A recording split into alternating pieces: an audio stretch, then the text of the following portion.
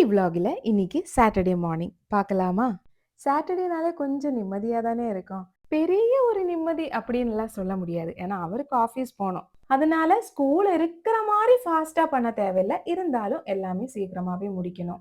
Saturday Sunday எல்லாம் வந்து நம்ம சீக்கிரமாகவே குளிச்சிடணும். ஏன்னா அப்பதான் நம்ம ஏதாவது வேலை செய்ய முடியும். அதே மாதிரி ஃப்ரெஷ்ஷாக இருக்கிற மாதிரி நம்மளுக்கும் தோணும். இல்லைன்னா அது அப்படியே லேட் ஆகி போயிடும்.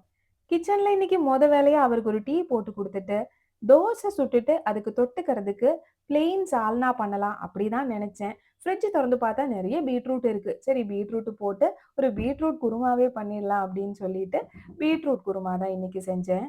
வேற எந்த காயும் எதுவுமே போட மாட்டேன். பிளெயின் சால்னா பண்றதுக்கு பதிலா நம்ம அது கூட பீட்ரூட்டும் கட் பண்ணி போட்டுருவேன். அவ்வளதான். மீதி ப்ரொசீஜர் எல்லாம் எல்லா குருமாக்கும் ஒரே மாரி தான். ஒரு குக்கர்ல பிரியாணி ஸ்பைசஸ் எல்லாம் போட்டு, வெங்காயம், இஞ்சி பூண்டு பேஸ்ட்டு, தக்காளி அது கூடயே பீட்ரூட்டும் சேர்த்து நல்லா வதக்கிட்டு, மசாலா பவுடர்ஸ் எல்லாம் போட்டு, ஒரே ஒரு விசில் போட்டு எடுத்துறணும். மேக்ஸிமம் வந்து நம்ம தேங்காய் ரொம்ப வேக வைக்காம சாப்பிடுறது தான் நம்மளுக்கு ஹெல்த்துக்கு நல்லது. ஸோ நம்ம பீட்ரூட் எல்லாம் ஆட் பண்ணி அதெல்லாம் வேக வச்சதுக்கு அப்புறம் தேங்காய் ஆட் பண்ணா போதும். தேங்காய் ஆட் பண்ணும்போது அதில் கேஷ்யூஸ் எல்லாம் போட்டீங்கன்னா இன்னும் டேஸ்ட் நம்மளுக்கு நல்லா இருக்கும். அதே மாதிரி கடைசியில் எப்பயுமே குருமா செய்யும்போது கொஞ்சமாக பசும் பால் ஊற்றினா இன்னும் டேஸ்ட் ரொம்பவே நல்லா இருக்கும்.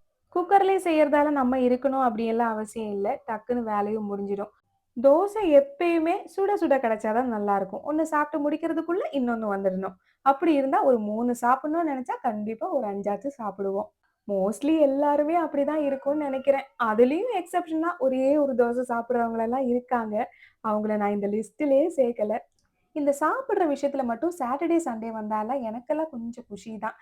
தோசை, சப்பாத்தி இதெல்லாம் வந்து எனக்கு ரொம்ப பிடிக்கும். ரொம்ப பிடிக்கும் அப்படின்னு இல்ல. இட்லிய விட ரொம்ப பிடிக்கும்.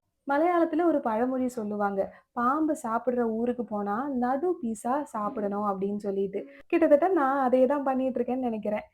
என்னாதான் நம்ம இன்னொரு ஊர்ல போய் அவ்வளோ டேஸ்டியா இல்ல நல்லா இருக்கு அப்படின்னு சொன்னா கூட, நம்ம சின்ன வயசுல என்ன சாப்பிட்டோமோ, அந்த டேஸ்ட் நம்ம நாக்குல அப்படியே தான் இருக்கும். அதெல்லாம் கண்டிப்பா நம்மளால அக்செப்டே பண்ணிக்க முடியாது.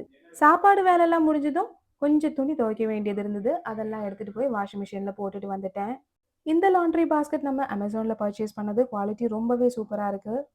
இன்னைக்கு மார்னிங் ரொட்டீன் இப்படியே முடிக்கிறோம். வீடியோ பிடிச்சிருந்தா ஹார்ட்ட குடுத்து ஃபாலோ பண்ணுங்க. வாழ்க வளமுடன்.